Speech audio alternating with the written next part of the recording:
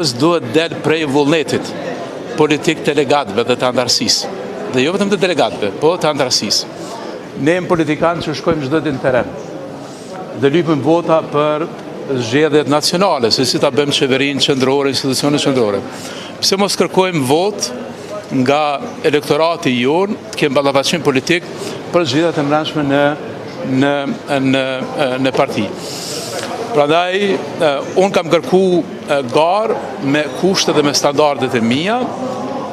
Ka menduar që duhet të kemi edhe 3 debate televizive mes kandidatëve për kryetar të partisë. E kam thënë në media, po tham edhe sot. Dhe me të vetmin qëllim që unë mendoj që zgjedhja e kryetarit të Partisë Demokratike të Kosovës, po të partive politike, nuk ka të bëjë vetëm me antarësinë dhe me votues të tyre.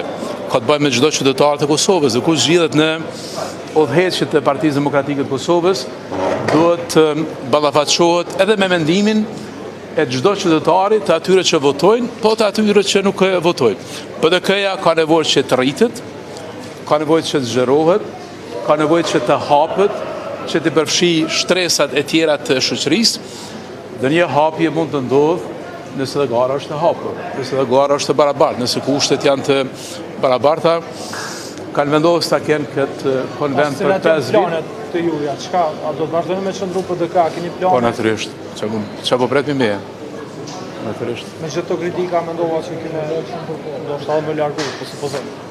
Nuk qëndron faktit që vota dhe shumica çdo herë thotë vërtetën. Dhe vota dhe shumica çdo herë pasqyrojnë demokracinë. Unë kësaj here jam pakic, me që nuk pat vullnet që shtyhet konventa dhe për një javë, dhe që kam kërku ka qenë shtyre, asgjë tjetër. Por kjo nuk do të thotë që unë kam në një bindje tjetër politike, jam pjesë e Partisë Demokratike të Kosovës, rreshtohem në programin, rreshtohem në platformën e PDK-s, dhe sa do të jetë gjallë PDK-ja do të jem në Partinë Demokratike të Kosovës.